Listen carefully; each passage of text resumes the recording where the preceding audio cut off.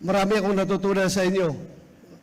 Philip Salvador, Jimmy Bundok, JB Hinlo, Raul Lambino, Vic Rodriguez, Doc Marites Mata, and Pastor Apollo Kibuloy. Natutunan ko sa inyo na pwede pala tayong mahalin ng taong bayan kahit wala tayong daladalang ayuda. Yung botong binigay nyo sa akin, yun po ay protest vote sa kinahinatnan ng ating dating Pangulong Duterte. Kaya nasaan ka man ngayon, President Duterte, sir, I dedicate this victory to you. Maraming salamat po.